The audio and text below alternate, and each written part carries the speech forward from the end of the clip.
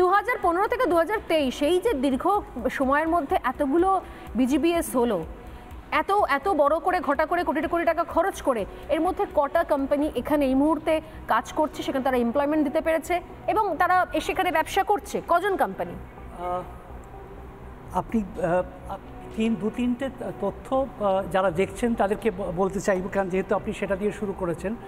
2015 সাল থেকে বেঙ্গল লিডস শুরু হয়েছিল এবং 2023 অবধি হয়েছিল, এবং বিজিবিএস ওয়েবসাইটে পশ্চিমবঙ্গ সরকারের বেঙ্গল গ্লোবাল বিজনেস সামিটের যে ওয়েবসাইট তারা তৈরি করেছেন, তাদের দেওয়া তথ্য অনুযায়ী প্রস্তাবিত বিনিয়োগ সেটা হচ্ছে 24,40,106.74 কোটি। এটা হচ্ছে প্রস্তাবিত বিনিয়োগ। আর আপনি যদি বাস্তবায়নের কথা বলেন, সেটাতেও কেউ অসত্য আমরা এখানেও বলতে পারবো না, কেউ বলতে পারবেন না। তার কারণ সেটা রেকর্ড করার জন্যে বা পঞ্জীকরণ রেজিস্টার করার জন্যে কেন্দ্রীয় সরকারের যে দপ্তর আছে, সেই দপ্তরটার নাম হচ্ছে department of industrial policy and promotion. সেখানে সেক্রেটারিয়েট অফ ইন্ডাস্ট্রিয়াল অ্যাসিস্ট্যান্স। তারপরে 10 কোটি টাকার উপরে যে কোনো প্রজেক্ট হলে কিন্তু ইন্ডাস্ট্রিয়াল এন্টারপ্রেনিউর মেমোরেন্ডাম বা আইএম করতে হয়।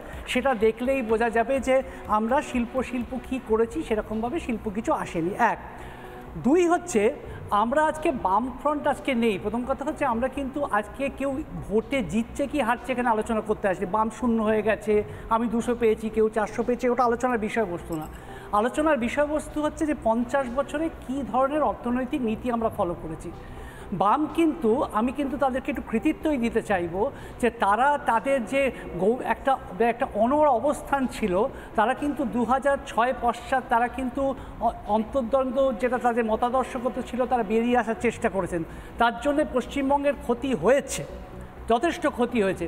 কিন্তু আশা করা গেছিল যে নতুন সরকার যেটা আসবে সেটা কিন্তু অন্যরকমভাবে কাজ করার চেষ্টা করবে। কিন্তু আজকে যে সরকারটা 2011 থেকে 2024 মানে 13 বছর অতিক্রান্ত হয়ে গেল, সেখানে যদি আপনি জিজ্ঞেস করেন যে ঠিক কী শিল্পে পারফরমেন্স, সেরকমভাবে বোঝানো যাবে না। 1 2 হচ্ছে আরেকটা স্বাভাবিক প্রশ্ন বলেছে, কিন্তু লগ্নিত হয়েছে শিল্প সম্মেলনে প্রস্তাব এসেছে অনেক কোটি টাকার প্রস্তাব, তো আমি প্রস্তাব হয়েছে, সই স্বাক্ষরে মৌ স্বাক্ষরিত হয়েছে। আমি আবার বলছি এই এমওইউটা শুধুমাত্র এই পশ্চিমবঙ্গকে দোষ দিতে চাই না। এমওইউটা সারা ভারতবর্ষে এটা একটা বড় স্ক্যাম। কিন্তু তা সত্ত্বেও দেখা যায় যে তামিলনাড়ু, গুজরাট, মহারাষ্ট্র, এনসিআর এগুলোতে দেখা যায় যে যতটা প্রস্তাব আছে তার অন্তত 40 থেকে 50% সেটা তো ডেটা দেখেই বোঝা যাচ্ছে যে সেটা ইমপ্লিমেন্টেড হয়। আর বেশিরভাগ জায়গায় এটা একটা স্ক্যাম। এই ধরনের স্ক্যাম বন্ধ হওয়াই ভালো। এই মিথ্যে কথা বলা যে এত হবে এবং এগুলো ভোটারদেরকে একদম মানে একটা অসত্য বলা এবং ভুল পথে চালিত করে স্বপ্ন দেখানো, এটা বোধহয় বন্ধ হওয়া উচিত। আমি এই জায়গা থেকে আসবো। আমাদের সঙ্গে কিছুক্ষণের মধ্যে যোগদানও করেছেন সিপিএম নেতা শতরূপ ঘোষ। আমি শতরূপের কাছে আসার আগে এই মুহূর্তে যেটা বলছিলেন কিছুক্ষণ আগে সুপর্ণ মৈত্র, যে ঠিক আসলে কি লগ্নি হয়েছে, কি মৌ স্বাক্ষর হয়েছে এবং শেষ পর্যন্ত তার বাস্তব প্রতিফলন কি। আমি এবার পিসিআরকে বলবো একটা করে পরিসংখ্যান দেখাতে। 2015 সালে প্রথম বিশ্ববঙ্গ বাণিজ্য সম্মেলন হয়।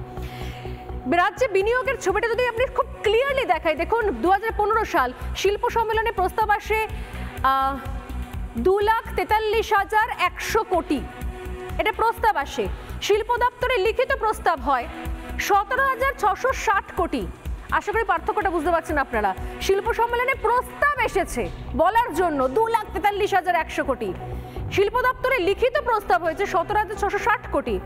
বাস্তবায়িত লগ্নি বলছে নাকি 983 কোটি। যদিও সব ক্ষেত্রে বাস্তব প্রতিফলনের ছবিটা যেরকম বললেন সুপর্ণ মৈত্র, অতটাও দেখতে পাওয়া যায়নি, কিন্তু বাস্তবায়িত লগ্নির একটা হিসেব পাওয়া যাচ্ছে। নেক্সট 2016 সাল শিল্প সম্মেলনে প্রস্তাব এলো এবার 2,50,253 কোটি। শিল্প দপ্তরে লিখিত প্রস্তাব সেখানে মাত্র 5,204 কোটি। ভাবুন, শিল্প সম্মেলনে প্রস্তাব 2,50,253 কোটি আর শিল্প দপ্তরে লিখিত প্রস্তাব 5,204 কোটি। বাস্তবায়িত লগ্নি বলা হচ্ছে 3,443 কোটি। তথ্যসূত্র রাজ্য সরকার এবং কেন্দ্রীয় বাণিজ্য মন্ত্রক। নেক্সট 2017 সাল এখানে শিল্প সম্মেলনে প্রস্তাব 2,35,290 কোটি। শিল্প দপ্তরের লিখিত প্রস্তাব 3,766 কোটি। বলা হচ্ছে বাস্তবায়িত লগ্নি নাকি 2,536 কোটি।